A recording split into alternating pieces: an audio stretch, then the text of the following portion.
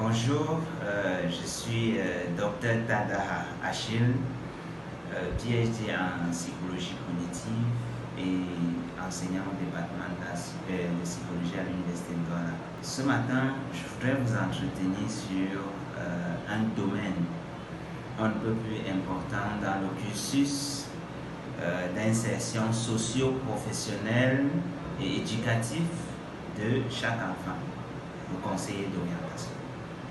C'est quoi le conseiller d'orientation? Il faut dire que le conseiller d'orientation, c'est un professionnel de l'éducation spécialisé dans l'accompagnement et le suivi psychopédagogique et professionnel des étudiants, des enfants.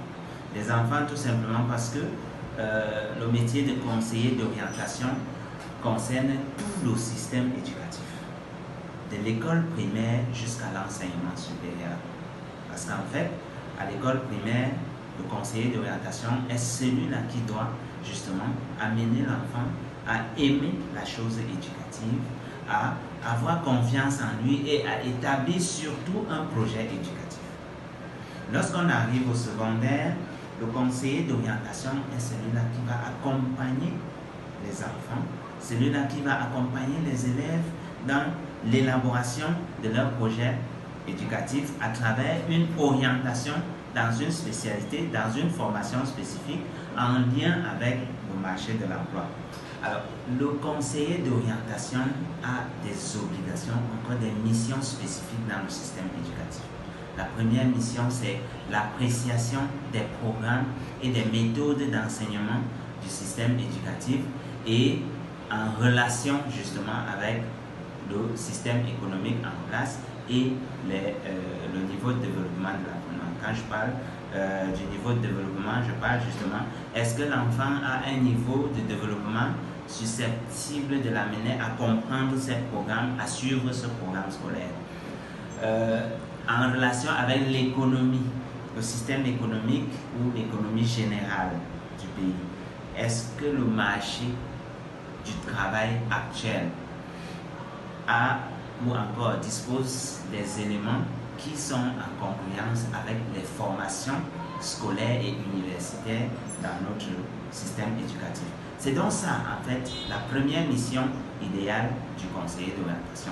La deuxième chose, c'est le conseiller d'orientation est responsable du suivi pédagogique, psychologique et même scolaire de l'enfant. C'est-à-dire que dans le suivi pédagogique, il doit accompagner l'enfant dans son processus enseignement-apprentissage.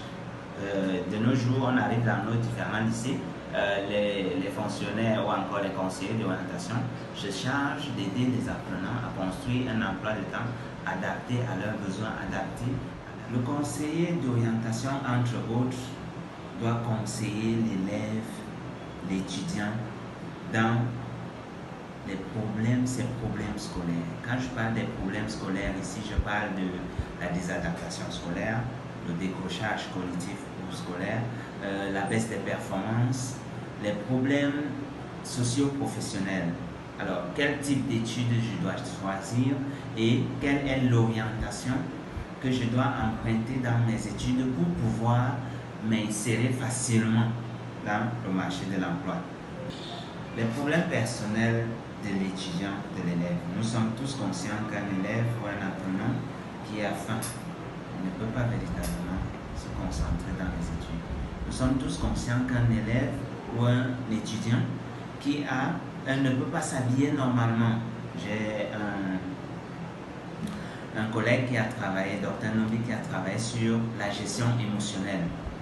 S'il est stressé, s'il est frustré par son incapacité à s'habiller normalement, par son incapacité à pouvoir s'affirmer au milieu de ses amis, alors cela est également un frein pour son engagement dans les études.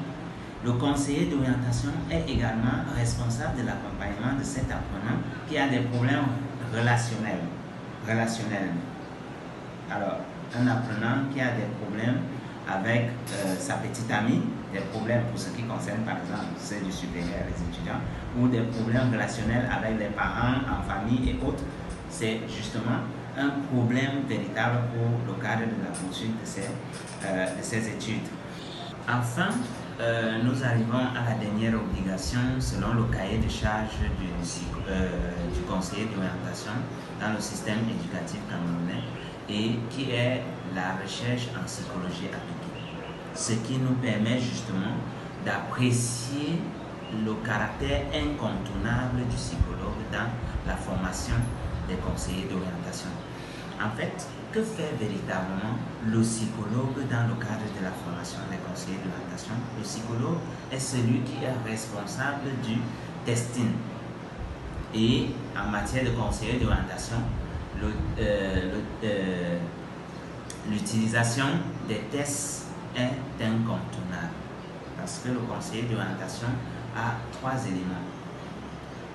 Faire connaître la personne en apprenant connaissance de soi, faire connaître justement ses habiletés en termes de personnalité, en termes de motivation, en termes d'implication, d'engagement, ainsi dans le processus enseignement-apprentissage. Cela passe évidemment par l'utilisation des tests. Et cette utilisation des tests, le psychologue en est justement celui qui est considéré comme le spécialiste de cela à travers la discipline psychométrie. Alors, dans le cadre de cette formation, justement, le psychologue doit aider justement l'élève conseiller d'orientation à pouvoir développer des habiletés dans le testing. Le testing ici, c'est l'utilisation des tests chez les apprenants, justement pour leur permettre de se connaître, justement leurs habiletés propres et justement, entre autres, l'orientation. L'orientation ici, c'est, on ne plus à l'époque où on posait la question, vous avez eu quelle moyenne en mathématiques et ensuite on vous envoie en A. Si vous avez eu une bonne note en français ou si vous avez eu une bonne note en mathématiques, on vous envoie en série scientifique. Non, nous sommes à l'époque où pour orienter un enfant, on doit justement s'assurer qu'il a les aptitudes nécessaires pour réussir dans la spécialisation. Et dans le système éducatif camerounais, justement, les conseillers d'orientation sont formés dans les écoles normales supérieures ou encore dans les écoles normales supérieures d'enseignement technique, comme l'INSET ici à l'Université de Douala, où nous formons des spécialistes qui vont non seulement se charger de l'orientation scolaire, mais également de l'orientation professionnelle de ces apprenants. Okay? Donc, dans le cadre de cette orientation, on va, première des choses, s'intéresser au projet professionnel. On va s'intéresser justement aux aptitudes du sujet. Il est quand même inconcevable que, au terme d'une formation en tant que conseiller d'orientation, que vous soyez incapable d'utiliser un motivomètre ou bien une batterie 3e qui est les plus simples des tests qu'on puisse utiliser en matière d'orientation conseil dans le cadre académique. Pour terminer, nous allons dire que le système éducatif camerounais est quand même d'une curiosité planétaire parce que l'entrée dans les filières conseillers d'orientation dans tous les autres systèmes à l'international se fait grâce au diplôme de licence en psychologie. C'est essentiellement le second cycle de l'école normale, donc le niveau licence. Mais sauf qu'au Cameroun, c'est toutes les licences qui sont sollicitées. Peut-être à l'exception de quelques 2 ou 3 trucs comme les trucs avec GCA, avec A-Level, avec Religions et autres. Mais en principe, le diplôme ne devrait pas poser problème parce que la formation est calibrée. Mais sauf que nous sommes dans un système où on recrute quelqu'un en janvier et il doit sortir en juillet. Comment on arrive donc à former des individus avec de tels parcours atypiques dans un domaine qui est essentiel pour conduire la destinée ou encore l'orientation de nos enfants?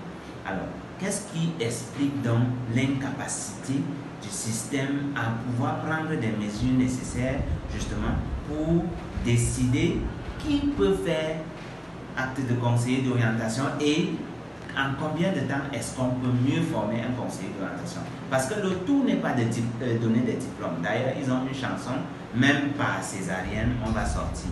Mais est-ce que vous pouvez véritablement assumer les missions d'un conseiller sur le